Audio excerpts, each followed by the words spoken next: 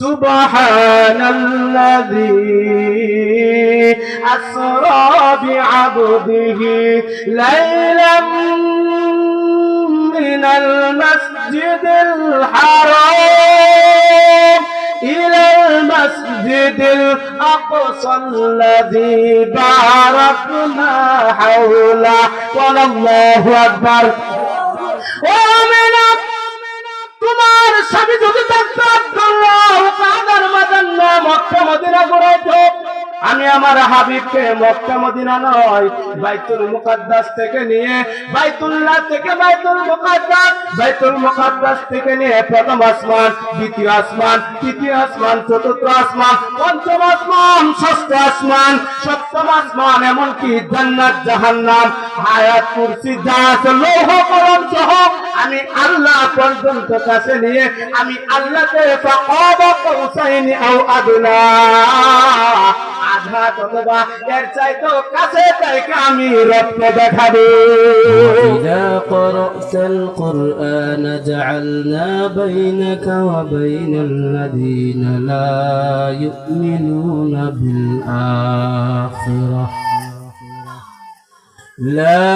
يؤمنون بالآخرة حجابا مستورا بارك الله لنا ولكم في القرآن العظيم ونفعنا وإياكم بالآيات والذكر الحكيم وقال النبي صلى الله عليه وسلم لا تزال طائفة من أمتي منصورين على الحق وفي رواية ظاهرين على الحق لا يضرهم من خذلهم حتى يأتي أمر الله وفي رواية حتى تقوم الساعة أو كما قال النبي عليه الصلاة والسلام ونحن على ذلك من الشاهدين والشاكرين والحمد لله رب العالمين قالوا سبحانك لا علم لنا إلا ما علمتنا إنك أنت العليم الحكيم मैं सूरत यूसुफ को नहीं चाहने वाला मैं सूरत यूसुफ को नहीं चाहने वाला मैं कैसे के मानंद नहीं आशिक लैला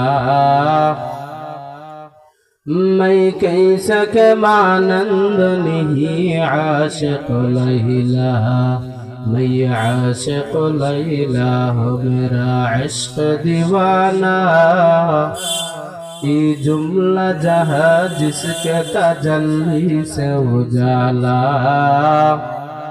ये जुमला जहाँ जिसके तजल्ली से उजाला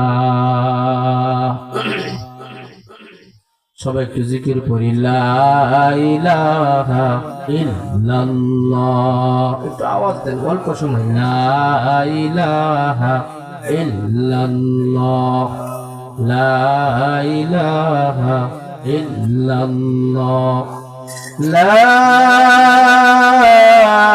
ইলাহা ইল্লাল্লাহ মুহাম্মাদুর রাসূলুল্লাহ সাল্লাল্লাহু আলাইহি ওয়াসাল্লাম। আলহামদুলিল্লাহ উত্তর পাসলিপাড়া মুবাল্লিগদের উদ্যোগে পঞ্চম বার্ষিক ইসলামী মহাসম্মেলনের সম্মানিত সভাপতি হযরত মাওলানা ইসমাইল সাহেব হাফিজাহুল্লাহ, আল্লাহ তাআলা হযরতের হায়াতের মধ্যে বারাকা দান করুক, সবাই বলে আমিন। আমাদের মাঝে উপস্থিত আছেন করগাঁও কেন্দ্রীয় জামে মসজিদের সম্মানিত ইমাম ও খতিব। হুজুর আসার কথা ছিল, আমাকে লাস্টে রাখতে, আমি একটু মাযুর দেখে হুজুরকে বলছি আমি একটু আগে করে চলে যাই। হুজুর আমাদের সকলের মুরব্বী, কেন্দ্রীয় মসজিদের ইমাম, অনেক অত্যন্ত সুন্দর আলোচনা করবেন ইনশাআল্লাহ। পানি পরে সমস্যা হইব, মাইকের সমস্যা হইব,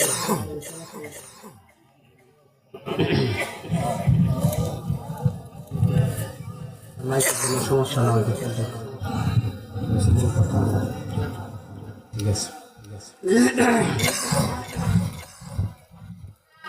আমি যতটুকু কথা বলি আপনারা আমার সাথে একটু জবাব দিতে হবে, তাহলে কথাগুলো বুঝতে সুবিধা হবে ইনশাআল্লাহ। কথা বলবেন তো ইনশাআল্লাহ? জিকিরটা পড়ানোর উদ্দেশ্য ছিল অনেকে ঘুমাইতেছেন, চাইতেছে একটু জাগ্রত করার জন্য, এরপর আওয়াজ বাইরে নেই। এজন্য আমি আগেই বলি আমার সাথে একটু কথা বলতে হবে, পারবেন না ইনশাআল্লাহ? এখানে মুবাল্লিগ ভাইদের উদ্দেশ্যে, মুবাল্লিগ বুঝছেন নি? যারা দাওয়াতের কাজ করেন, যারা কিসের কাজ করেন, সবাইকে মুবাল্লিগ বলা হয়। এই এলাকাতে যারা দাওয়াতের কাজ করেন, কোরআন হাদিসের কথাগুলো মানুষের ধারে ধারে পৌঁছায়, তাদেরকে মুবাল্লিগ বলে। তালিম এবং তাবলীগ দুইটার পার্থক্য আছে। তালিম বলা হয় আগ্রহ ছাত্রদেরকে শিক্ষা দেওয়ার নাম তালিম, যেমন মাদ্রাসার ছাত্র টাকা পয়সা দিয়ে ভর্তি হয়ে পড়ে, এটাকে তালিম বলে। আর তাবলীগ বলা হয় অমনোযোগী মানুষকে দিন শিখায় দেওয়ার নাম হলো তাবলীগ। সুবহানাল্লাহ। মনোযোগ নাই, এদিকে আসতে চায় না, দৌড়ে বন্ধে 3 দিনের জন্য পাঠানো হয়। এখানে গেলে পরে সূরা শিখে, বিভিন্ন ধরনের নামাজের মাস্ক হয়, তখন ভালো লাগে। আসলে প্রথমে কি যাইতে চায়, কত ফাঁকি ঝুঁকি করে না।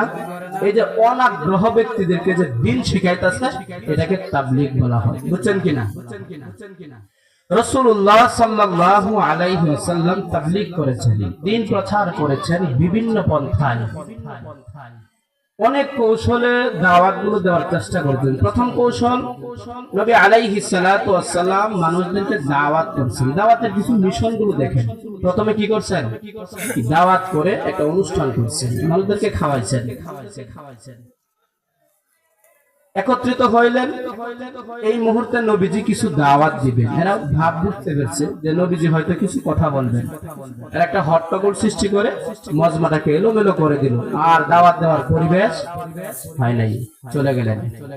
নবী আলাইহিস সালাতু ওয়াস সালাম বিভিন্ন ভাবে দাওয়াতের কাজ করেছেন। আমাদের নবী সাল্লাল্লাহু আলাইহি ওয়াসাল্লাম জন্মের আগে ওনার আব্বার নাম ছিল আব্দুল্লাহ। আমার সাথে একটু নামগুলো খেয়াল রাখবেন, স্মরণ রাখার চেষ্টা করবেন। আমাদের নবীজির আব্বার নাম কি ছিল বলেন? আব্দুল্লাহ। আমাদের নবীজির জন্মের পেটের মধ্যে যখন আর 6 মাস পরেই উনি জন্মগ্রহণ করবেন, নবীজির জন্মের 6 মাস আগে একটা সফরে গেছেন, ব্যবসায়িক সফর, সিরিয়াতে যাবেন। আসার পথে মদিনার মধ্যে যখন আসলেন, অসুস্থ হয়ে পড়েন।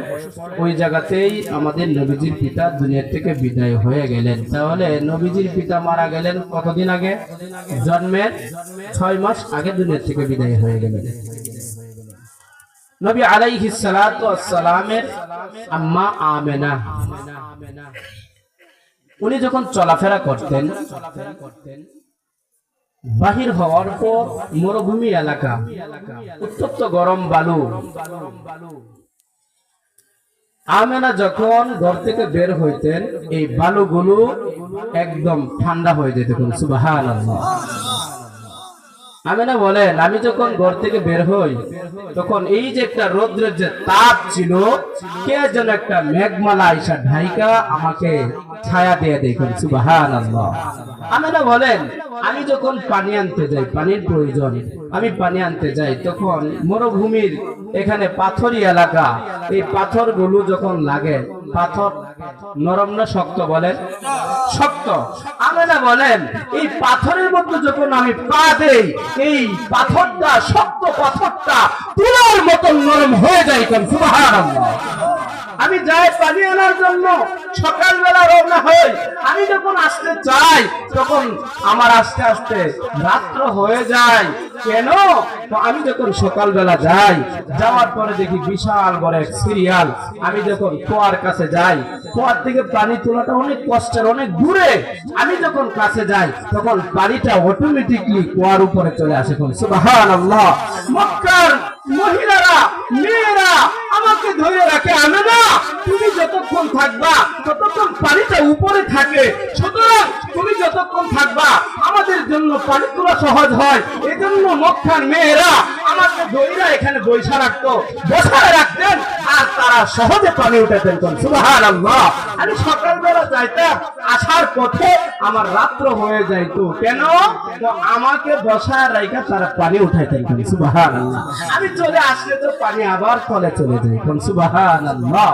এমন একটা নবী আমরা পাইলাম, যে নবী আমাদের দুনিয়াতে আসলেন, এমন একটা অবস্থায় আসলেন, আল্লাহ রাসূল সাল্লাল্লাহু আলাইহি ওয়াসাল্লাম হক নিয়ে আসতেছেন। হক সবসময় দুর্বল থাকে, বলেন কি বলছি? হক সবসময় কি থাকে? দুর্বল অবস্থায় থাকে।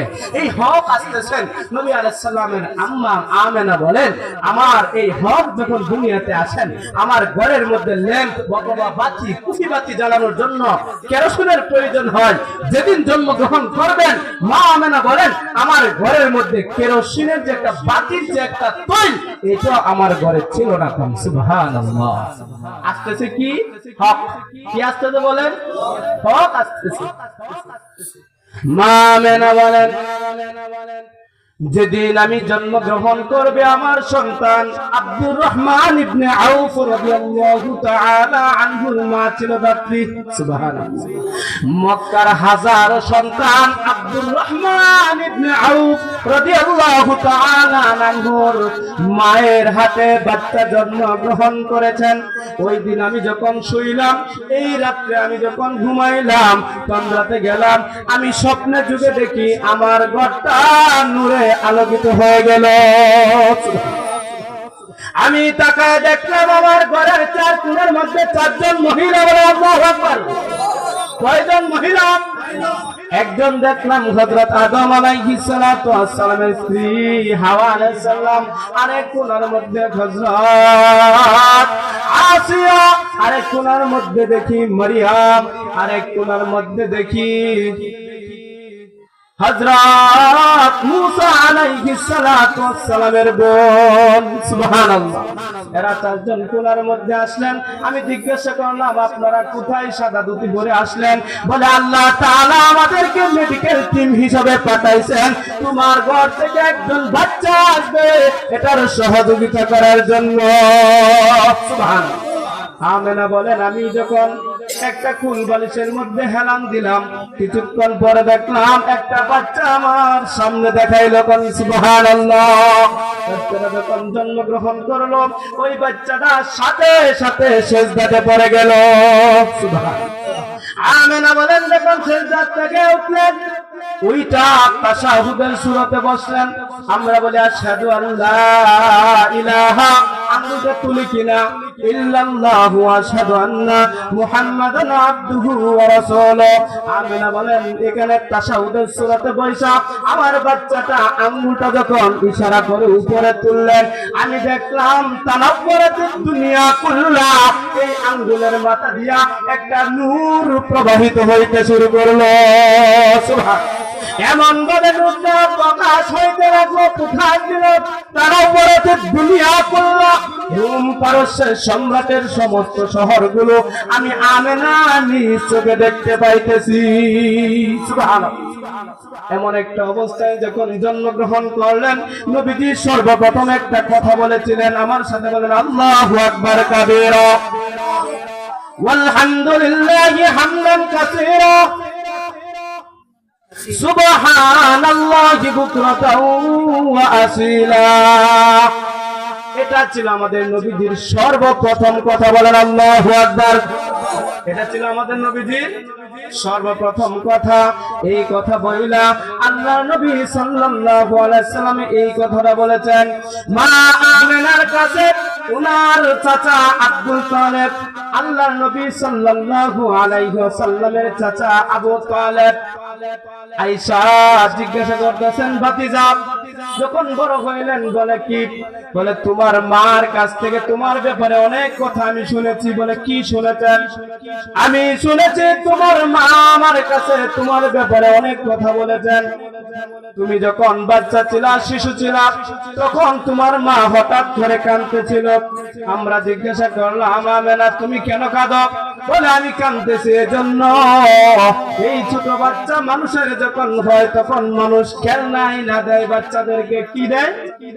আমার আব্দুল্লাহ নাই, এই বাচ্চার বাবা নাই, এই বাচ্চাকে খেলনা কে এনে দিবে? আমেনা যখন এই কথা বইলা কাঁদতেছিল, আল্লাহ রাব্বুল আলামিন গায়বী আওয়াজ দিয়ে বলেন আমেনা তোমার এই বাচ্চার খেলনা যদি মানুষ দেয় তাহলে প্লাস্টিকের খেলনা দিবে, লোহার খেলনা দিবে, মাটির খেলনা দিবে। আমি আল্লাহ রাব্বুল আলামিন এই খেলনা আব্দুল্লাহর দেওয়া লাগবে না। তুমি তো শুধুমাত্র পেটে ধারণ করেছ, তোমার তো একটা সন্তানের সম্পর্ক, আমি আল্লাহর সাথে মাহবুবিয়াতের সম্পর্ক। বলেন সুবহানাল্লাহ। আমার মাহবুবকে আমি দুনিয়ার কোনো খেলনা দিয়ে খেলাবো না। আমার মাহবুব দুনিয়া থেকে আঙ্গুলে ইশারা দিবে, চন্দ্রটা দু টুকরা হয়ে যাবে। আব্দুল মুত্তালিব বলেন আমার ভাতিজা যখন সুবে সাদিকের সময় জন্মগ্রহণ করলেন, সারাদিন চলে গেল, আমরা রোদ্রের কারণে আমরা বাহিরে নিলাম না। সন্ধ্যা যখন হলো বাহিরে নিয়ে একটু রাখলাম, ওই মুহূর্তে আমরা তাকায় দেখলাম বাদা আল কমারু আইয়াদুনু, চন্দ্র আস্তে আস্তে নবীজির কাছে আইসা নামতেছে। সুবহানাল্লাহ। যখন আসলো আবু তালেব বলেন খশিতু আইয়াকু আলাইক, এই অবস্থা যখন দেখলাম একটা চিৎকার মারলাম আমার ভাতিজার উপরে। বাদাল কামারু আইয়াদু, এই চন্দ্রটা যখন নামতেছিল খশিতু আলা আইয়াকু আলাই, আমি চিৎকার মেরে দিলাম এই চন্দ্র না জানি আমার ভাতিজার উপরে পড়ে যায়। সুবহানাল্লাহ। আমি চিৎকার থেকে চোখ যখন আমি খুললাম, খুইলা দেখি না না ওই চন্দ্র আমার ভাতিজার উপরে পড়ে নাই। আমার ভাতিজা যখন ওই দিকে হাত নাড়া দেয়, চন্দ্র ওই দিকে আসে, আবার ওই দিক দিয়ে হাত নাড়া দিলে চন্দ্র ওই দিকে যায়। আল্লাহর নবী বলেন চাচা আমি তখন আপনাকে কি করেছিলাম? বলে তুমি কান্না করতেছিলে, এই মুহূর্তে যখন চন্দ্র আসলো তখন তোমার কান্না থাইমা গেল। সুবহানাল্লাহ। তখন বলতেছে আমি কি করেছিলাম? চাচা আপনি জানেন নি চন্দ্র আয়েশা কি করেছিল? বলে না আমি জানি না। আন্নাল কমারা ইদান্নিনি, ওই চন্দ্র আয়েশা আমার সাথে কবিতা আবৃত্তি করে করে শোনাইতো, আমাকে বিভিন্ন গল্প শোনাইতো, তখন আমার কান্না থামাইয়া আমি চন্দ্রের সাথে খেলা করতেছিলাম। সুবহানাল্লাহ। আল্লাহর নবী সাল্লাল্লাহু আলাইহি ওয়াসাল্লাম যখন হাঁটতে লাগলেন, এই মুহূর্তে আবার মা আমেনা কান্না শুরু করে দিলেন। জিজ্ঞাসা করা হলো আমেনা তুমি কান্দো কেন? বলে এজন্য কান্দি আমার ছেলে এখন হাঁটতে শিখেছে, যদি তার বাবা থাকতো আজকে মক্কার মধ্যে দুইটা বড় বড় মেলা হয়, উকাস আর মাজান্না, এই মেলাতে তার বাবা ঘুরাইতো, আত্মীয় স্বজনের বাড়িতে ঘুরাইতো, কুকুর বাড়িতে যাইতো, খালার বাড়িতে যাইতো, বিভিন্ন আত্মীয় স্বজনের বাড়িতে যাইতো। আজকে যেহেতু তার বাবা নাই, কে তাকে উকাস আর মাজান্নায় ঘোরাফেরা করাবে? এজন্য আমি কাঁদতেছিলাম। আল্লাহর নবী সাল্লাল্লাহু আলাইহি ওয়াসাল্লামের আম্মাকে গায়বী আওয়াজ দিয়ে আল্লাহ তাআলা বলেন, ও আমেনা, তোমার তো মাত্র জন্মের সম্পর্ক, তুমি জন্ম দিয়েছো, আমি আল্লাহর মাহবুবিয়তের সম্পর্ক। আমার এই মাহবুবকে তার পিতা শুধুমাত্র কাজার মাজার নামক মদিনা ঘুরাইতো, বিভিন্ন পার্কে ঘুরাইতো, অসুবিধা নাই। আমি আমার মাহবুবকে সুবহানাল্লাযী আসরা বিআবদিহি লাইলাম মিনাল মাসজিদিল হারাম ইলাল মাসজিদিল আকসা আল্লাযী বারাকনা হাওলা। আল্লাহু আকবার। ও আমিনা, তোমার স্বামী যদি থাকতো আব্দুল্লাহ কাদার মাদান্না মক্কা মদিনা ঘুরাইতো, আমি আমার হাবিবকে মক্কা মদিনা নয় বাইতুল মুকাদ্দাস থেকে নিয়ে বাইতুল্লাহ থেকে বাইতুল মুকাদ্দাস থেকে নিয়ে প্রথম আসমান, দ্বিতীয় আসমান, তৃতীয় আসমান, চতুর্থ আসমান, পঞ্চম আসমান, ষষ্ঠ আসমান, সপ্তম আসমান, এমনকি জান্নাত জাহান্নাম, হায়াত, কুরসি, যা আছে লৌহ কলম সহ আমি আল্লাহ পর্যন্ত কাছে নিয়ে আমি আল্লাহকে ফাকাবা কাউসাইনি আও আদনা, আঘাত অথবা এর চাইতো কাছে থেকে আমি রবকে দেখাবো। সুবহানাল্লাহ। সব কিছু আমি আল্লাহ প্রমাণ করাবো। আল্লাহর নবী সাল্লাল্লাহু আলাইহি ওয়াসাল্লামের আম্মা জান সান্তনা পাইলেন। আল্লাহর নবীকে দুধ পান করাইছেন চারজন মহিলা। বলেন কয়জন মহিলা?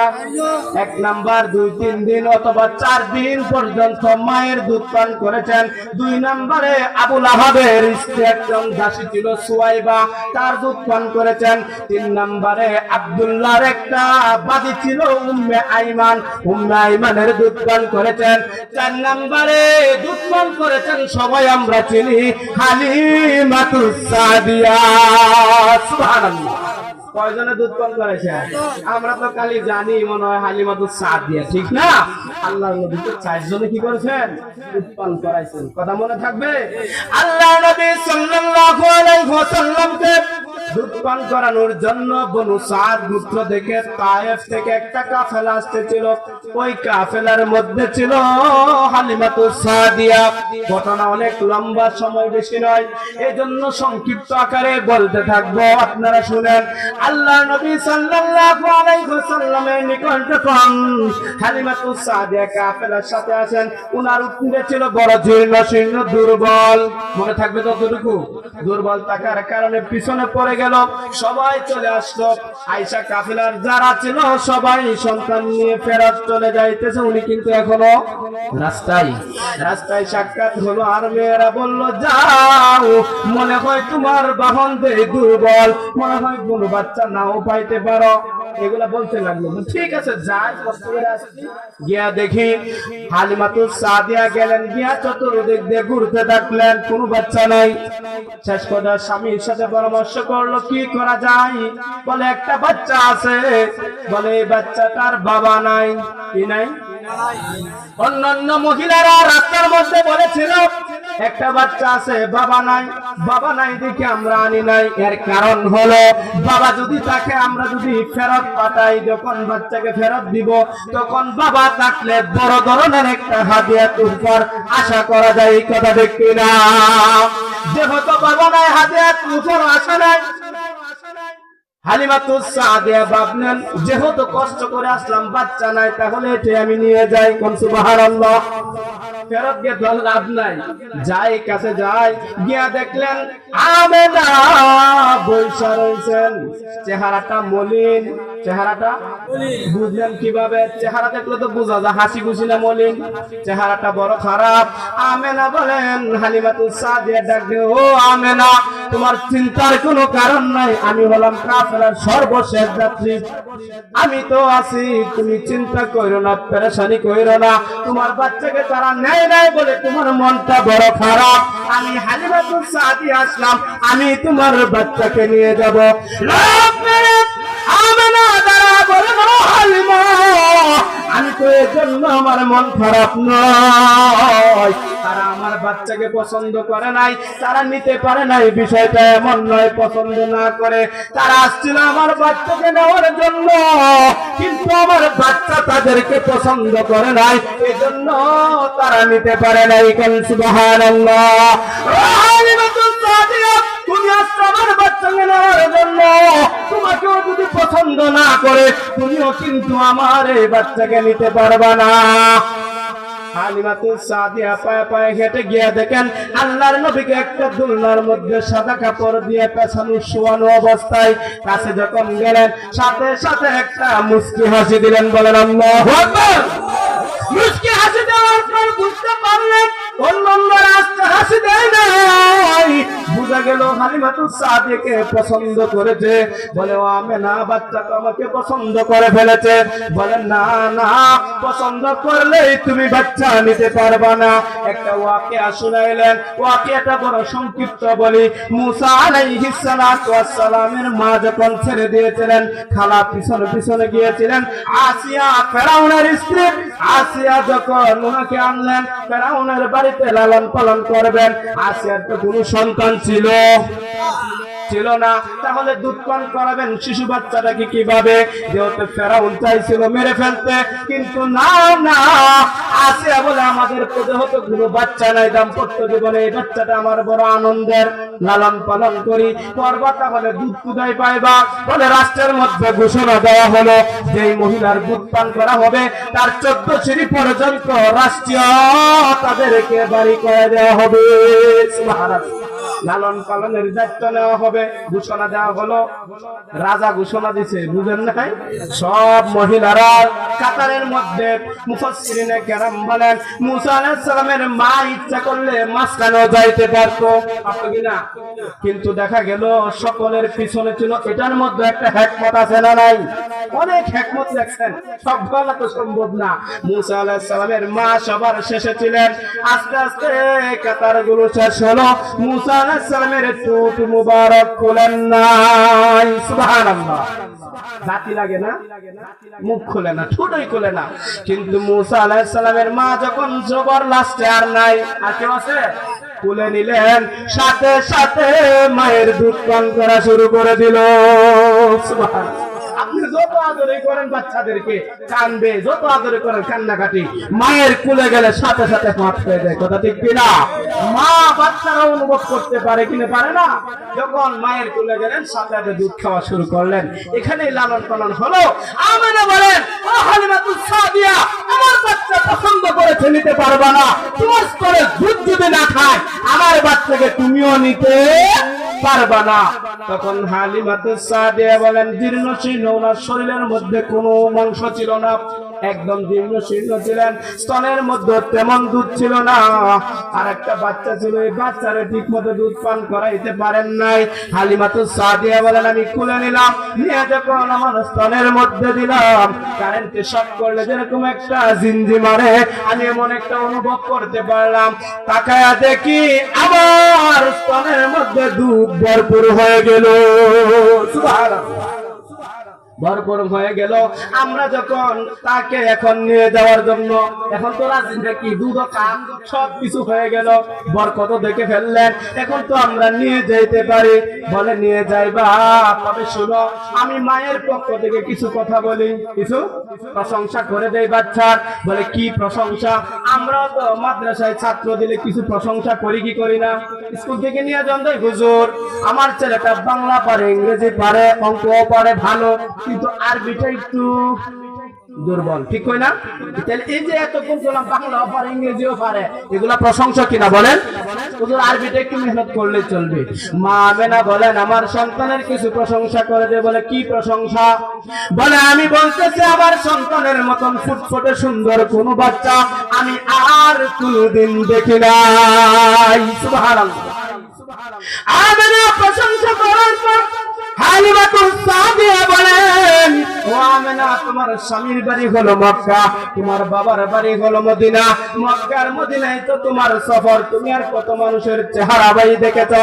আমি হালিমাতুস সাদিয়া একজন বড় ব্যবসায়ী মহিলা, আমি বলি কত মানুষের চেহারা দেখেছি, আমি প্রশংসা করলাম এত সুন্দর চেহারাওয়ালা বাচ্চার মতো চেহারা আমি হালিমাও কোনোদিন দেখি নাই। সুবহানাল্লাহ।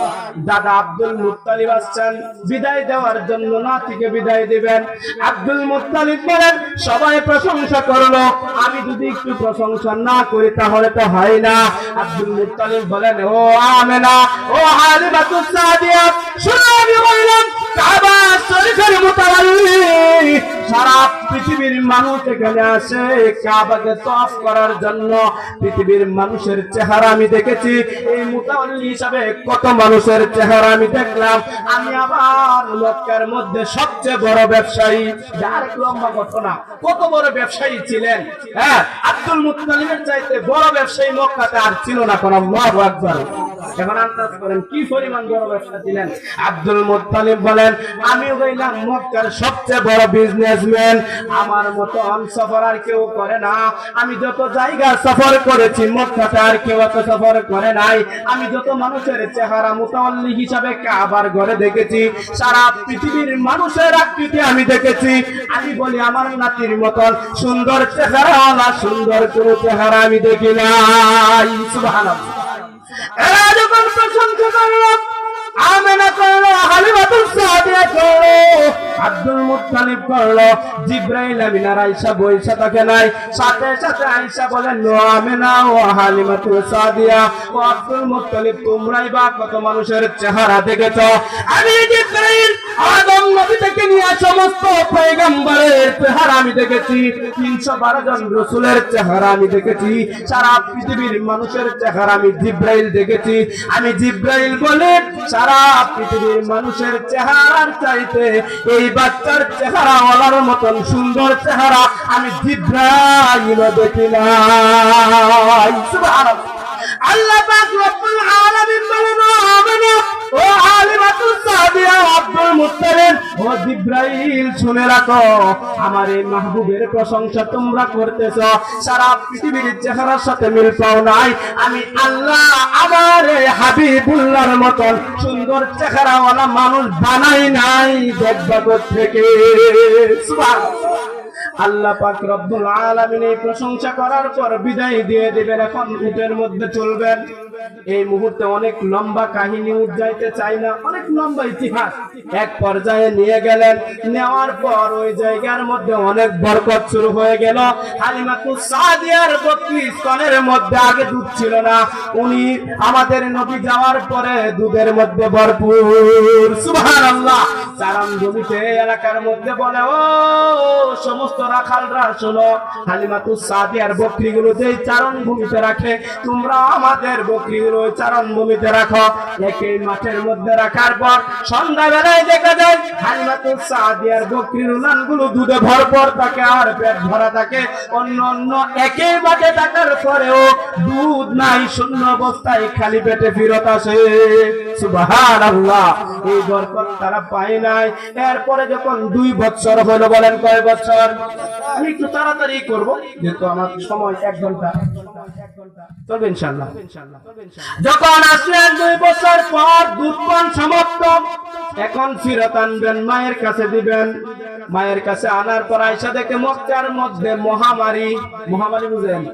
আমাদের দেশে করোনা আইছেন না, এই মহামারী। মহামারী বলা প্লেগ রোগ, বসন্ত কই আমরা, বসন্ত। এই বসন্ত রোগটা ছড়াছড়ি আমেনার কাছে যখন আনলেন, আনার পরে হালিমাতুস সাদিয়া বিভিন্ন বরকত পাইতেছিলেন, দিতেও মনে চায় না, মনে চায়। এরপর নিয়ে আসলেন, দিতে চাই না, বারবার বলতেছেন আমেনা দেশের মধ্যে মহামারী, বাচ্চারও তো মহামারী হইতে পারে, একটু দিয়ে দাও। পিরাপিরি করলেন, মাও তো 2 বছর ধরে দেখে না, মার আদর নাই এই বাচ্চাকে রাখার জন্য। চিন্তা করলেন আমার বাচ্চার যদি মহামারী হয়ে যায় এটা তো একটা বিষয়। যেহেতু বারবার পিরাপিরি করতেছিলেন হালিমাতুস সাদিয়া, এরপরে হালিমাতুস সাদিয়াকে মা সন্তান সুস্থ থাকার জন্য শত মায়া থাকার পরেও ছেড়ে দিলেন। সুবহানাল্লাহ। আবার যাওয়ার পর এখানে 4 বছর রইলেন। কত বছর? 4 বছর পর ফেরত পাঠাইলেন। আসলেন, লম্বা কাহিনী একটু সংক্ষিপ্ত ভাবে বলি। আসার পর বলে, আম্মা, আমার আব্বা কই? বাবার কথা স্মরণ হয়ে যায়, বারবার বলতে থাকেন আমার বাবা কই। বিভিন্ন কথা বলা হয়, মানে তোমার বাবা এমন এক জায়গায় সফর করেছে আর কখনো ফেরত আসবে না। বারবার বলার পর শ্বশুরের সাথে পরামর্শ করলেন, আব্দুল মুত্তালিবের সাথে। কি করা যায়? বলে, আমার তো এই ব্যবসা ওই ব্যবসা, ঝামেলাটা শেষ হোক। এগুলা করতে করতে একটু সময় লেট হয়ে গেল। একদিন সফর করে রওনা দিলেন। আমরা তো একদিনে চলে যাই, 2 দিনে চলে যাই। আগে তো সফর ছিল 1 মাসের সফর। কয় মাসের সফর? গেলে আসতে দেরি হতো না। এই জন্য গেলেন ওই জায়গায় যখন নবীজির বয়স 6 বছর। কয় বছর? যখন আবার বাবার কবরের পাশে গেলেন, দেখলেন নবীজি কান্নাকাটি করলো। অনেক লম্বা ইতিহাস। জিয়ারত করে চলে আসবেন। রাস্তার মধ্যে আবওয়া নামক স্থানে যখন আসলেন, আমেনা অসুস্থ হয়ে পড়লেন। ওই জায়গার মধ্যে ইচ্ছিরতরে বিদায় নিলেন। নবীর বয়স তখন 6 বছর। বাবা মারা গেছে জন্মের 6 মাস আগে। মা মারা গেল কত বছর পরে? জন্মের 6 বছর পরে। দাদা আব্দুল মুত্তালিবের লালন পালনের মধ্যে এখানে আসলেন আরো 2 বছর। হইল কত বছর? 8 বছর বয়স যখন হয়, আব্দুল মুত্তালিব অনুভব করতে পারলেন এই নাতির দায়িত্বটা সন্তানদের মধ্য থেকে গরিব একটা সন্তান ছিল, সন্তান বেঁচে ছিল আবু তালেব। তার হাতে ন্যস্ত করে বললেন, ও আবু তালেব, আমার এই নাতিকে তোমার সুপুর্দে দিয়ে গেলাম। আমার নাতির যেন কেউ কোনো ক্ষতি করতে না পারে। সুবহানাল্লাহ। আমার নাতির দিকে যদি কেউ হাত বাড়ায়, তার হাতটা ভেঙে চুরমার করে দেব। আমার নাতির দিকে যদি কেউ চোখ রাঙায় তাকায়, তার চোখটা উপড়ে ফেলবা। আবু তালেব এই দায়িত্বটা নিলেন। অসুবিধা নাই আব্বা, আমি তার দায়িত্ব গ্রহণ করলাম। এখানেও অনেক লম্বা ইতিহাস। নবীজির যখন 10 বছর বয়স হয়, 4 বছর সিনা চাক হয়েছিল 4 বার। কতবার? 4 বার। 1 নাম্বার হলো প্রথমবার যখন হয়েছিল তখন নবীজির বয়স ছিল 6 বছর। কত বছর? 4 বছর। 4 বছর হালিমাদের কাছে দ্বিতীয় সফরে। 4 বছর ছিল প্রথম সিনা চাক। দ্বিতীয় সিনা চাক ছিল 10 বছর বয়সে। তৃতীয় সিনা চাক হলো আল্লাহর নবী সাল্লাল্লাহু আলাইহি ওয়াসাল্লাম নবুয়ত পাওয়ার আগ মুহূর্তে।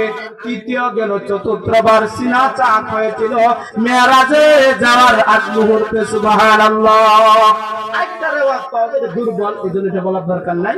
4 বারে নবীজির সহিহ বুখারী এবং মুসলিম শরীফের হাদিস তালাশ করলে সবগুলো হাদিসের দ্বারা প্রমাণিত 4 বার আল্লাহর নবীর সিনা মুবারক চাক হয়েছে। সুবহানাল্লাহ। এই 4 বারের আলোচনা করে শেষ করা যেত না। কেন 4 বার করলেন, এই বয়সে কেন করলেন, এগুলার অনেক লম্বা ব্যাখ্যা আছে না নাই? হ্যাঁ, 4 বছর বয়সে কেন করলেন, 10 বছর বয়সে কেন করলেন, খেলাধুলার এগুলা থেকে মধ্য থেকে ফিরে থাকার জন্য, বাইচা থাকার জন্য আল্লাহর রাসূলের এই বড় একটা আল্লাহর বড় হিকমত ছিল। যাই হোক, লম্বা ইতিহাস। আল্লাহর নবী সাল্লাল্লাহু আলাইহি ওয়াসাল্লামের বয়স যখন 25 বছর তখন বিবাহ শাদী করলেন। এটা আরেকটা লম্বা ইতিহাস, ঠিক না? আমরা একটু আগাইতে থাকি। বিবাহ শাদী করলেন 25 বছর বয়সে। এরপরে যখন নবীজির 40 বছর বয়স হইল, কত বছর? আল্লাহর তাআলার পক্ষ থেকে আয়াত নাযিল হয়ে গেল, মা উনজিলা ইলাইকা মির রাব্বিক, ও নবী বাল্লিগ মা উনজিলা ইলাইকা মির রাব্বিক, আমার পক্ষ থেকে যা নাযিল করা হইতেছে তার দাওয়াত তাবলীগ আপনি করেন। সুবহানাল্লাহ। আল্লাহর নবী তাবলীগের বিভিন্ন পয়েন্ট বলার সময় কম, আমি কিছু পয়েন্ট নিয়ে আলোচনা করি। আল্লাহর নবী যখন গেল, ইন্নাস সাফা ওয়াল মারওয়াতা মিন শাআইরিল্লাহ ফামান হাজ্জাল বাইতা ফামান হাজ্জাল বাইতা, আল্লাহর নবী যখন সাফা পাহাড়ে গেলেন, কোন পাহাড়ে জোরে বলেন, সকলকে ডাক দিয়েন কুলু লা ইলাহা ইল্লাল্লাহু তুফলিহুন, তোমরা সবাই আছো আমি যা বলি এটা শুনলে তোমরা কামিয়াব হয়ে যাইবা।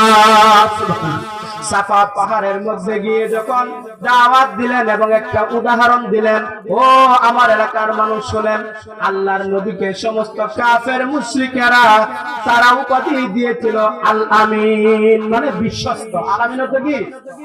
নবী কখনো মিথ্যা কথা বলে না, বিশ্বাসঘাতকতা করেন নাই। কাফেররা উপাধি দিয়েছিল না মুসলমানরা বিশ্বস্ত। এই জন্য নবীজি যখন কথা বলতেছিলেন, এখানে আবু লাহাব ছিল, তার গোত্রীয় বংশধর ছিল সাফা পাহাড়ের মাঝে। আল্লাহর নবী উদাহরণ টানতেছে, শোনেন আমি তো কখনো মিথ্যা কথা কই নাই, আমি কখনো ধোঁকা দেই নাই আপনাদেরকে। এখন যদি আমি বলি ওই সাফা পাহাড়ের পিছন দিকে শত্রু বাহিনী এসে আক্রমণ করবে, আপনারা কি বিশ্বাস করবেন? এরা করেছিল কাফের মুশরিকেরা এরকম উকি মেরে, আসলে নবীজি বলতেছেন শত্রু বাহিনী আসতেছে, একটু উকি মেরে দেখতেছিলেন আর বলেন জাররাবনাকা মিরহারাম ফাওয়াজাদনাকা আমিনান ওয়া সাদিকা, ও নবী আমরা আপনার কথা এমন বিশ্বাস করি, জাররাবনাকা মিরহারাম, আমরা আপনাকে বারবার পরীক্ষা করে দেখেছি, ফাওয়াজাদনাকা আমিনান ওয়া সাদিকা, বারবার আপনাকে সত্যবাদী এবং বিশ্বস্ত হিসাবে পেয়েছি। সুবহানাল্লাহ। এই কথা যখন বললেন, বলার পর নবীজি দাওয়াত দিলেন, দাওয়াত দেওয়ার পর বললেন কুলু লা ইলাহা ইল্লাল্লাহু তুফলিহুন, তোমরা এই কালিমা পড়ো তাহলে তোমরা কামিয়াব হয়ে যাইবা, সফল হয়ে যাইবা, সাকসেসফুল হয়ে যাইবা। তখন আল্লাহর নবীর সামনে আপন চাচা আবু লাহাব ছিল। কে ছিল? আপন চাচা আবু লাহাব ছিল। আবু লাহাব বলতেছে আলী হাদা জামাআতানা ইয়া রাসূলুল্লাহ তাকবাল্লাকা, একটা বদদুয়া দিলেন, ও নবী আমাদেরকে এজন্যই কি তুমি একত্রিত করেছো, তোমার হাত দুলাই দূষিত হোক, ধ্বংস হোক। বলেন নাউযুবিল্লাহ। মান আদালি ওয়ালিয়ান ফাকাদ আযানতুহু বিল হাক। আল্লাহ রাব্বুল আলামিন বলেন হাবিব তোমার কোনো টেনশন নাই, তোমাকে বদদুয়া দিয়েছে হাত ধ্বংস হওয়ার জন্য, আমি তো তোমার মাহবুব, তোমার প্রতিশোধ নেওয়ার কোনো প্রয়োজন নাই, এটার প্রতিশোধ স্বয়ং আমি আল্লাহ নেব। সুবহানাল্লাহ। আল্লাহ পাক রব্বুল আলামিন আয়াত নাযিল করে দিলেন, ও আবু লাহাব তুমি আমার বন্ধুরে বদদুয়া দিয়েছো হাত ধ্বংস হওয়ার জন্য, আমি আল্লাহ আয়াত নাযিল করে দিলাম, তাব্বাত ইয়াদা আবি লাহাবিন ওয়া তাব্বা মা আগনা আনহু মালুহু ওয়া মা কাসাব। বলেন আল্লাহু আকবার। আল্লাহ তাআলা আয়াত নাযিল করে বলেন, ও আবু লাহাব আমার হাবিবের হাত ধ্বংস হবে না, তাব্বাত ইয়াদা আবি লাহাবি ওয়া তাব্বা। এখানে উলামায়ে কেরাম জানেন এখানে মাজির সিগা ব্যবহার করেছেন। মাজি বুঝেন? অতীতকাল। যেমন এশার নামাজ আছে না গেছে গা? সন্দেহ আছে? এশার নামাজ যে গেছে গা কোনো সন্দেহ আছে? কোনো সন্দেহ নাই। তাহলে মাজি বলা হয় যেটা অতীতকাল চলে গেছে। আল্লাহ বলেন তাব্বাত ইয়াদা আবি লাহাবি ওয়া তাব্বা, মাজির সিগা ব্যবহার করে বলেন, ও আবু লাহাব তোমার ধ্বংস অতীতকাল, এশার নামাজের ব্যাপারে যেমন অতীতকাল কোনো সন্দেহ নাই, ঠিক তদ্রুপভাবে তোমার ধ্বংসের ব্যাপারেও কোনো সন্দেহ নাই। এটাকে আরবিতে গ্রামার বলা হয় মাফহুমে মা ইয়াকুল। যেমন একজন মহিলা যদি পাক করে যে মা তুমি কি পাক করো, তখন বলে আমি ভাত পাকাই। আসলে ভাত পাকা না চাল পাকা। ভাত বললো কেন? এটাকে মাফহুমে মা ইয়াকুল বলা হয়। অচিরেই এটা চাউলগুলো ভাতে রূপান্তরিত হয়ে যাবে। এজন্য আমরা কি বলে মা বোনরা? ভাত নামতাছি। এই কথা বলে না? আসলে ভাত নামবে না চাল নামবে। এটা কেন বলে? কিছুক্ষণ পরে এটা নিশ্চিত ভাত হয়ে যাবে। কথা ঠিক কিনা? আল্লাহ বলেন তাব্বাত ইয়াদা আবি লাহাবি ওয়া তাব্বা, ও আবু লাহাব, আমার বন্ধুর হাত ধ্বংস হবে না, তোমার হাত ধ্বংস হবে।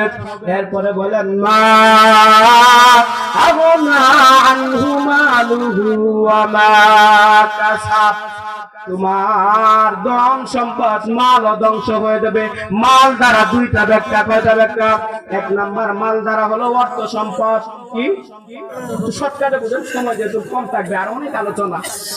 আমাদের মাল দ্বারা অর্থ, এক নাম্বার ব্যাখ্যা অর্থ সম্পদ।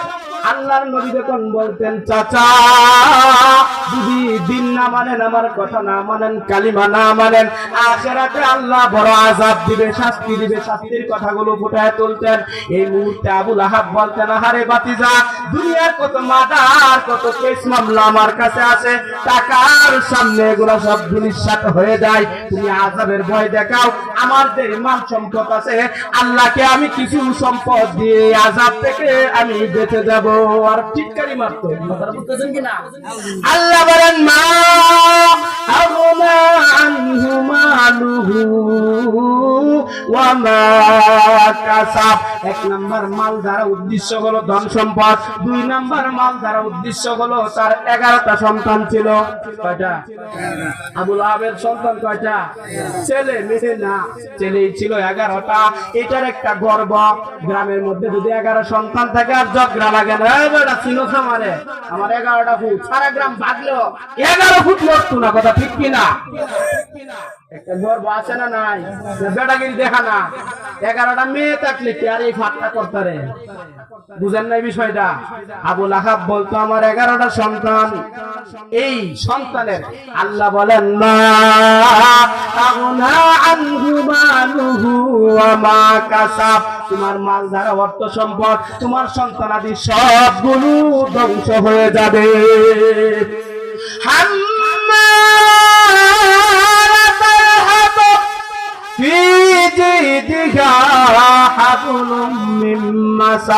মাঝখানে একটা আয়াত রেখে গেছি, সায়াসলানা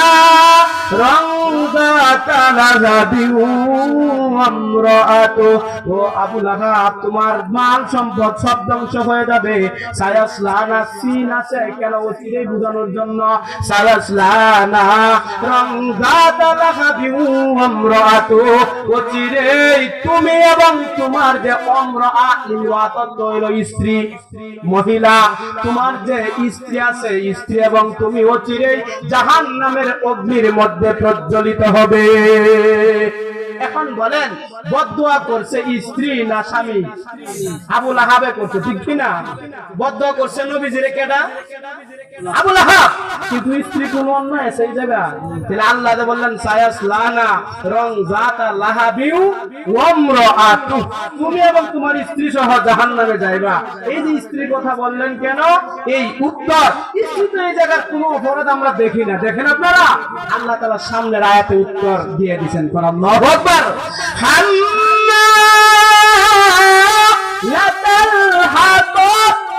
এই জায়গার মধ্যে বলেন আপনারা শুনেছেন একটা মহিলা ছিল, নবীজি রাস্তা দিয়ে যখন যাইতেন তখন কাঁটা দিয়ে রাখতো রাস্তায়, নবী যেন কষ্ট পাই, কথা দেখে না।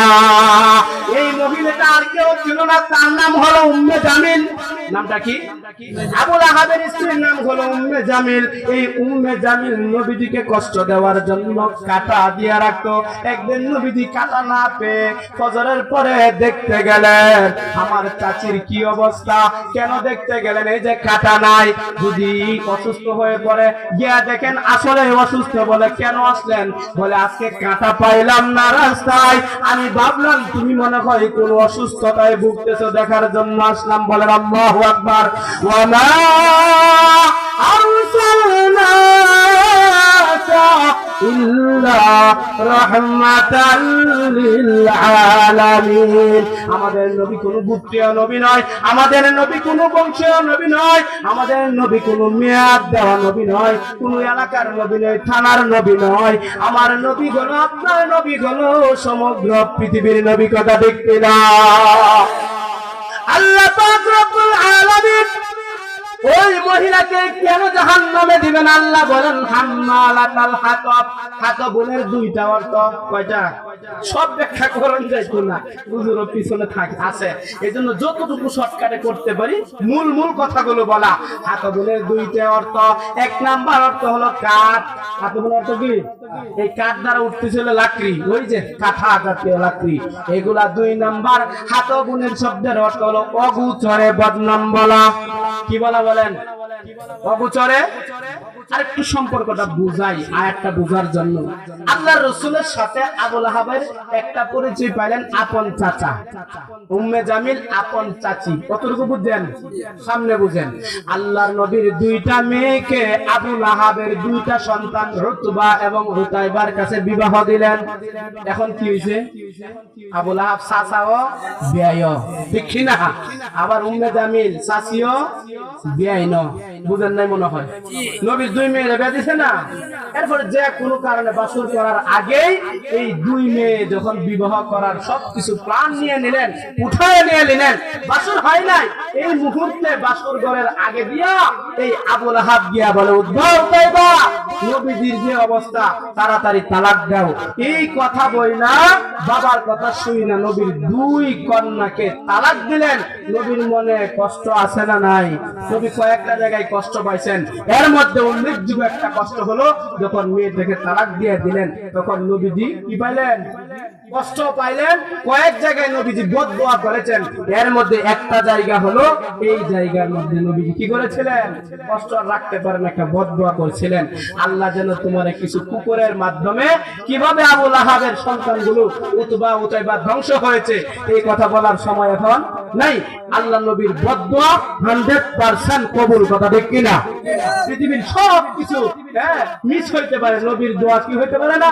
মুস্তাজাবুদ দাওয়া মিস হইতে পারে না। যেভাবে বলছেন এভাবেই একটা সিংহ আইসা তাকে কিভাবে খাইছেন, লম্বা ইতিহাস বলার সময় নাই। সম্পর্কটা বুঝছেন তো? কেন বললেন সম্পর্কটা? তাহলে দ্বিতীয় নাম্বার অর্থ অগুচরে বদনাম বলা। মিটিং হইল, কি অবস্থা? বলে আমাদের ধর্ম থেকে সবাই দেখা যায় মুহাম্মাদের ধর্মে চলে যায়, বলেন আল্লাহু আকবার। এখন এটা বন্ধ করা যায় কিভাবে? পরামর্শ বৈঠক বসলেন, এক একজন এক এক ধরনের পরামর্শ দিল। একজন বলেন নবীকে দেশান্তরিত করে দাও, আরেকজন কয় এটা সমস্যা, কথা ওই এলাকার থেকে বাইর করে দিলে যদি লাউন এলাকা দিয়ে দাও, এটা কি পাঁচলিপাড়া, এই পাঁচলিপাড়া দিলে তো এখানে আবার এই কাজই করবো, কথা ঠিক কিনা? এটাও করেন যে বিক্রি করতে হবে। এক পর্যায়ে আস্তে আস্তে বলে হত্যা করে দেখুন, নাউযুবিল্লাহ। তো কুরাইশ বংশের হত্যা করে উপায় আছে, আমরা সব বংশ বিশেষ করে নেব, এটাও সম্ভব না। এরপরে সিদ্ধান্ত, একটা শয়তান আসছে, অনেক লম্বা ইতিহাস। এখানে আসে একজনের সিদ্ধান্ত পরামর্শ দিল যে তাকে পাগল বলো। পাগল, পাগল কেন বলবো ব্যাখ্যা দাও। পাগলের কথার কোনো মানুষ মূল্য দেয় না, কথা ঠিক কিনা? আর পাগল থাকলে শুধু শুধু ফুলাবান আছে ইটা এবং খেলা তামসা করে, কথা ঠিক কিনা? আমরা যদি বলি যে সমাজে একজন পাগল আছে, তখন মানুষ পাগলের দ্বারও জানা দূরে থাকে, দূরে থাকে। পাগলের তো বিচার নাই, মানলে বিচার আছে? বিচার নাই, খেলা তামসা করবো। আমরা যখন পাগল বলবো তখন নবীর সাথে কি করব? খেলা তামসা করবে। এই পরামর্শ যখন হয়, এটা তো একটা কথা হই, তাহলে আমরা এক কাজ করি কি, তো আমরা এমপি মন্ত্রীর দিকে নিয়ে মেম্বার পর্যন্ত সবাই বলি আমাদের দেশে একটা পাগল আসছে, বড় পাগল, এই পাগলের ধারে কাছেও কেউ যাইবা না, গেলে কিন্তু পরে আর বিচার পাইতা না। এই যে কথাটা উদ্দেশ্য ছিল, নবীর কাছে না গেলে আর তারা মুসলমান হইতে, কথা বুঝছেন কিনা? যখন এই সিদ্ধান্ত নিলেন, বলেন সমস্ত মানুষের দিলের মালিক কে? তারা চেয়েছিল নবীজির থেকে মানুষকে দূরে সরানোর জন্য। আল্লাহ তাআলা সূরা আল ইমরানের 54 নম্বর আয়াতের মধ্যে বলেন, ওয়া মাকারু ওয়া মাকারাল্লাহ ওয়াল্লাহু খায়রুল মাকিরিন। বলেন আল্লাহু আকবার। আল্লাহ পাক রব্বুল আলামিন বলে তোমরা কৌশল অবলম্বন করেছো, আমার নবীর থেকে সমস্ত মানুষের দিলটাকে দূরে সরানোর জন্য, মানুষকে দূরে সরানোর জন্য আমি আল্লাহ কিন্তু তোমাদের চাইতে বেশি কৌশল অবলম্বনকারী। বলেন আল্লাহু আকবার। সমস্ত মানুষের যখন এলান হয়ে গেল, এমপি মন্ত্রী এলান করতেছে, আমাদের সমাজের মধ্যে একজন বড় পাগল আসছে, যাদের কাছে কেউ যাইবা না, ওই জায়গার মধ্যে আসেন। ওই জায়গায় আবু লাহাব এবং তার স্ত্রী উম্মে জামিল গিয়া বলে, এই মিয়া চিনো তারে? আমার আপন ভাতিজা। এক। দ্বিতীয় নাম্বার, আমার আপন ভাই। সম্পর্কটা কাছের না দূরের? এই কথা বইলা বলে তোমরা না চিনতে পারো, আমি আপন ভাই এবং আপন ভাতিজার সম্পর্কে বলি। আসলে এটা বড় পাগল। বলেন ক্ষতি কি দূরের মানুষে করে না নিজের মানুষে করে? আরো জোরে বলেন। ইমাম সাহেবের ক্ষতি যারা করে কাছের মুসল্লিরা করে, কথা ঠিক কিনা? ইমাম সাহেবের বদনাম যারা বলে কাছের মুসল্লিরা বলে, দূরের মুসল্লিরা, কথা ঠিক কিনা? আজকে দেখা যায়, হ্যাঁ, উসমান হাদিকে যারা গুলি করছে কাছের লোকে গুলি করছে, দূরের মানুষ নাই, কথা ঠিক কিনা? নবীজির যারা বিরোধিতা করছে কাছের লোকেরা বিরোধিতা করছে, দূরের মানুষ নয়, কথা ঠিক কিনা? হাসান হুসাইনের ইতিহাস তালাশ করে দেখেন, যারা হত্যা করেছে একদম নবীজির কাছের লোক, কথা ঠিক কিনা? হ্যাঁ, হাসানের মামা যাদেরকে আমরা দিল জৌশন অথবা সীমার বলেন, এটা হলো ফাতেমা রাদিয়াল্লাহু তাআলা আনহার আরেকজন সতীন ছিল, ওই সতীনের আপন ভাই, ওই সীমা হুসাইনের মামা লাগে। সম্পর্কে কি লাগে বলেন? হত্যাটা করছে কি দূরের মানুষ না কাছের লোকে? যত জায়গার মধ্যে দেখবেন ক্ষতি করে দূরের মানুষ, ক্ষতি করে না কাছের লোকে, কথা ঠিক কিনা? ইতিহাস করে দেখেন নবীজির এই পরিচয়টা, আমার আপন ভাতিজা, আপন ভাই। আমি বলি এটা আসলে পাগল, তোমরা কেউ ধারে কাছে? এটা কি বদনাম হয়েছে কিনা বলেন? বদনাম হয়েছে। হাকাবুন হাম্মা লাকাল হাকাব, এই বদনাম গুলো যখন বলতে লাগলেন তখন সমাজের মানুষ চিন্তা করলো, এমপি ঘোষণা দেয় পাগল, মন্ত্রী ঘোষণা দেয় পাগল, বড় বড় এমপি মন্ত্রীরা চেয়ারম্যান মেম্বারে পাগল বলে। বোঝা গেল এই পাগল সাধারণ পাগল নয়, এটা এত বড় পাগল, আমাদের জান থাকুক আর না থাকুক, পাঁচটি পাড়ার মুসল্লিরা বলবে আমাদের জান থাকুক আর না থাকুক, এত বড় পাগলকে জীবনে একবার হলেও দেখা দরকার, কথা ঠিক কিনা? এই যে ঘুরে দিলেন কে?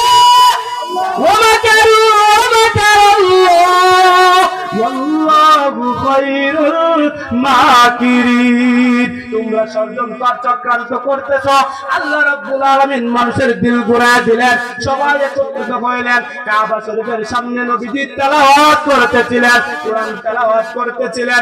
এই মুহূর্তে তেলাওয়াত করতেছিলেন, নবীজির চেহারাটা কাবার দিকে ফিরানো করা, আল্লাহু আকবার। নবীজির চেহারা নূর দ্বারা কাবা শরীফের দেয়ালগুলো ঝলমল ঝলমল করতেছিল, সুবহানাল্লাহ। নবীজির চেহারা কেমন সুন্দর ছিল, নবীজির চেহারা কেমন সুন্দর ছিল। হযরত মুহাদ্দিসের দেহলভী রাহমাতুল্লাহ শাহ আব্দুল আজিজ মুহাদ্দিসের দেহলভী রাহমাতুল্লাহি আলাইহি, উনি বলেন আমাদের নবীজির সৌন্দর্য কেমন ছিল? বলে আল্লাহ তাআলা যখন সৌন্দর্য সৃষ্টি করেন 100 ভাগ সৃষ্টি করেছেন। কয় ভাগ? 100 ভাগের আবার এক ভাগ আলাদা করলেন, এক সাইডে রাখলেন 99 ভাগ, আরেক সাইডে রাখলেন কয় ভাগ? এক ভাগের আবার 2 টুকরা করলেন, 2 টুকরা করে এক ভাগ দিয়ে সারা পৃথিবীকে সাজাইলেন, সুবহানাল্লাহ। সৌন্দর্য দান করলেন, আর বাকি অর্ধেক টুকরা একমাত্র ইউসুফ আলাইহিস সালাতু ওয়াস সালামকে দিলেন, সুবহানাল্লাহ।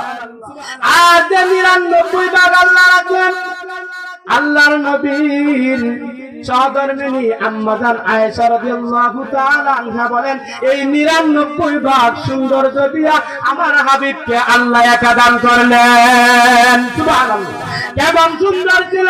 ইউসুফ নবীকে 100 ভাগের 1 ভাগের অর্ধেকটা দিয়ে বানাইলেন। মিশরের মেয়েরা পাগল হয়ে গেল, এত পাগল হইল যে তারা আঙ্গুল কেটে ফেললো। আয়েশা রাদিয়াল্লাহু তাআলা আনহা বলেন, আমার হাবিবের সৌন্দর্য যদি তারা দেখতো আঙ্গুল কাটতো না, কলিজা কেটে ফেলতো, কথা দেখতে না। এই অবস্থা যখন হলো, আল্লাহ নবী তেলাওয়াত করলেন, সবাই চলে আসলেন। আসার পর এক মুহূর্তে দেখলেন, আসার পর দেখলেন আল্লাহর নবীর চেহারা এত সুন্দর, কোন পাগলের চেহারা এত সুন্দর হইতে পারে না। সুবহানাল্লাহ। এই অবস্থা দেখে আর এত সুন্দর ভাষা, এত সুন্দর কথা, কোন পাগল তো এত সুন্দর সুন্দর কথা বলতে পারে না। তাহলে বুঝা গেল এমপি মন্ত্রীরা ধোঁকা দিচ্ছে। নবীজির এই ভাষা তেলাওয়াত শুনে, কোরআন তেলাওয়াত শুনে এত মুগ্ধ হইল, দিলটা নরম হয়ে গেল। যারা উপস্থিত হয়েছিল দেখার জন্য পাগল, গিয়ে দেখে চেহারা সুন্দর, ভাষাও সুন্দর, কোরআন যখন দিলের ভিতরে গেল, দিলটা নরম হয়ে গেল। উপস্থিত জনতা সকলেই কালিমা পড়ে মুসলমান হয়ে গেল। এখন বলেন এমপি মন্ত্রীদের মাথা আগের চাইতে গরম কম না আরো বেশি? চাইছিলাম কি, হইল কি, উম্মে জামিল আপন চাচি আপন বেন হইয়া মাথা ঠান্ডা না গরম?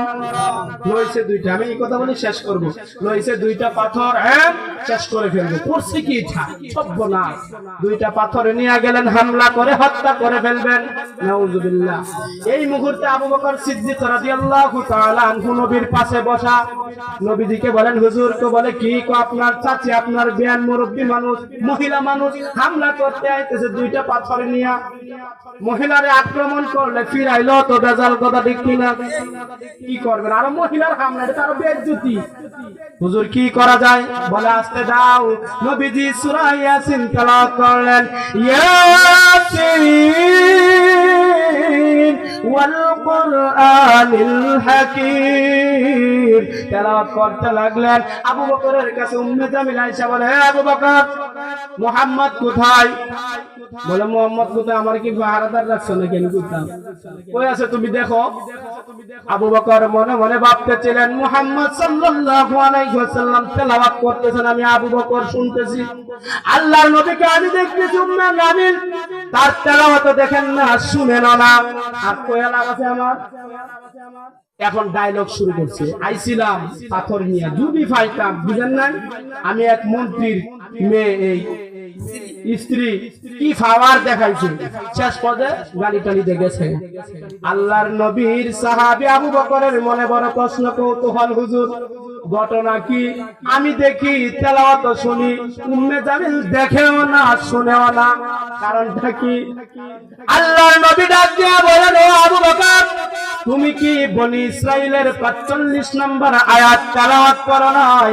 আল্লাহ তাআলা বনি ইসরাইলের 45 নম্বর আয়াতের মধ্যে বলেন, ওয়া ইযা ক্বারাতাল কুরআনা জাআলনা বাইনাকা ওয়া বাইনাল্লাযীনা লা ইউমিনুনা বিল আখিরাতি হিজাবাম মাসতুরা। আল্লাহ নবী সাল্লাল্লাহু আলাইহি ওয়াসাল্লাম বলেন, ওয়া ইযা ক্বারাতাল কুরআনা জাআলনা বাইনাকা ওয়া বাইনাল্লাযীনা লা ইউমিনুনা বিল আখিরাতি হিজাবাম মাসতুরা। কাফের মুশরিকদের সামনে যখন, ঈমানদারের মাঝে যখন কুরআন তেলাওয়াত করা হয়, বেঈমানদের মাঝে আর ঈমানদারের মাঝখানে যদি কুরআন তেলাওয়াত, ইযা ক্বারাতাল কুরআন, কুরআন তেলাওয়াত করা হয়, তাহলে আল্লাহ পাক রব্বুল আলামিন কুদরতি ভাবে হিজাবাম মাসতুরা, কাফের আর ঈমানদারের মাঝে কুদরতি পর্দা দিয়ে দেন। বলেন আল্লাহু আকবার। আবু বকর বলে, হুজুর আপনার মাঝে আর কোন পর্দা তো আমি দেখতে পারলাম না। বলে, ও আবু বকর, এটা এই পর্দা নয়, আল্লাহ তাআলা ফেরেশতাদের মাধ্যমে ঘেরাও করেছেন, আর ফেরেশতা দেখা যায় না, কথা ঠিক কিনা? ফেরেশতার মধ্যে পর্দা দিয়েছেন, সে তো বেঈমান, আমার তেলাওয়াতও শুনে না, আমাকেও দেখতে পাই না, কথা ঠিক কিনা? এই জন্য আমরা কোরআন ছেড়ে দিয়েছি। আজকে যদি আমরা কোরআনের সাথে সম্পর্ক রাখি, সমস্ত সমস্যার সমাধান দিতে পারে একমাত্র আল কোরআন, কথা ঠিক কিনা? এজন্য কোরআন পড়তে সবাই রাজি আছি তো ইনশাআল্লাহ? এই কোরআন পড়তে গেলে মুরব্বিরা কই যাবেন? মাদ্রাসায় গেল ভর্তি করা হবে না। হুজুর তো মাদ্রাসা পড়া করগাঁও বাজার মাদ্রাসায় ভর্তি করব? কেন্দ্রীয় মসজিদ ইমাম সাহেবের লগে খাতির থাকলে কি ভর্তি করে আনবো? এখন আপনাদের 3 দিনের জন্য জামাতে গিয়া কোরআন তেলাওয়াত সূরা শিখতে হবে, কথা ঠিক কি না? আমার মুবাল্লিগ ভাইয়েরা হাতে পায়ে ধইরা ও মনোযোগী মানুষদেরকে কোরআন দিন শিখার একটা ব্যবস্থা এই ভাই আয়োজনটা করেছেন। এই আশপাশে কবরস্থান আছেন না, কবরস্থান আছে, আল্লাহ তাআলা এই আয়োজনটাকে উসিলা করে সমস্ত কবরবাসীদেরকে মাফ করে দেন, সবাই বলে আমিন। নবীজির জীবনী শুরু আছে, কোনো শেষ আছে নাকি? এই জন্য আমার ভাই, আমার মুরব্বী, আমি অনেক শ্রদ্ধা সম্মান করি আমাদের কেন্দ্রীয় মসজিদের সম্মানিত ইমাম ও খতিব হযরত মাওলানা মুফতি শফিকুল ইসলাম তারালি সাহেব হাফিজাহুল্লাহ চলে আসছেন। আর লম্বা সময় দেওয়ার সময় নাই, হুজুর আলোচনা করবেন, সবাই থাকবেন তো ইনশাআল্লাহ, দোয়া করে যাবেন না সবাই।